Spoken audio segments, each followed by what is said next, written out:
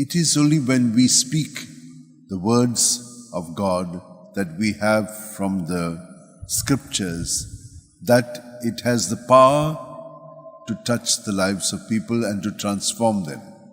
And Jesus himself said, the seed, on what ground does it fall? God's word is very potent, but it needs the right kind of soil. And when it does fall on the ground, which is internally prepared to receive it, then it will yield 30, 60, and 100-fold. The words here today are so beautiful. Behold on the mountains the feet of him who brings good news, who proclaims peace.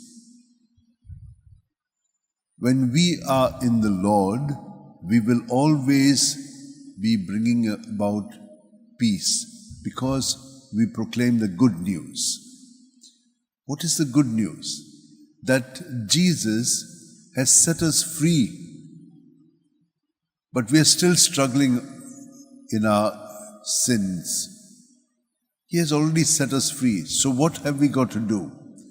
We've got to turn to him and be detached from everything else, so that, as the responsorial psalm says, it is I who deal death and life. It is God who gives us death and life. Life, he is life. So when we move away from our ego self into him, we have life. If we do not move into him and we remain with ourselves, we will experience death. So it's very simple. It's a good news. He has already given us the grace to do this. So how do we do it?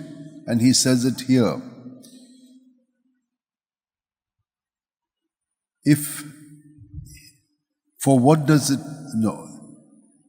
Whoever would save his life will lose it, and whoever loses his life for my sake will find it. How do we lose our life?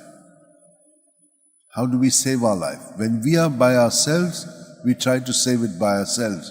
We have our plans, and very often we get frustrated that our plans don't work. Then what do? We blame God. But if we had to lose our plans in God, then he would make it possible for us. That's how he says.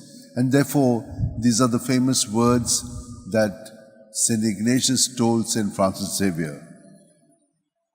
For what does it profit a man if he gains the whole world and forfeits his life? So these are the words that had the potency or potential of bringing about a transformation in the life of St. Francis Xavier. So my dear sisters and brothers, whenever we ponder over the Word of God, take something and let it be in your heart. Keep repeating it. And as you repeat it, it will start bearing fruit in us, because it has to go deep down. We listen to it, we feel good, and we have forgotten it. But what is important is daily, if we take something and just keep mulling over it the whole day, then you will see the change coming about in our life. Let's ask the Lord to give us this grace, as he did for Teresa Benedicta of the cross. She found meaning in suffering. None of us like suffering. But Jesus himself said, if anyone would like to follow me, then let him take up his cross daily and follow me. So whatever the sufferings are, come with him. And what do? Lose yourself in him, you'll find your peace in him. That's what is the good news that you'll be able to proclaim. Let's hold our hands like this. Keep them in your lap. Keep your back straight. Close your eyes. And experience the closeness of God to us. If we do not breathe, which we do not do, it is done automatically in us. we will be dead. But we are kept alive, and God is the life within us. Let us be totally surrendered to life. When we breathe in, let's accept Him. When we breathe out, let us surrender to Him. And we will see that He has the power to transform us, and He will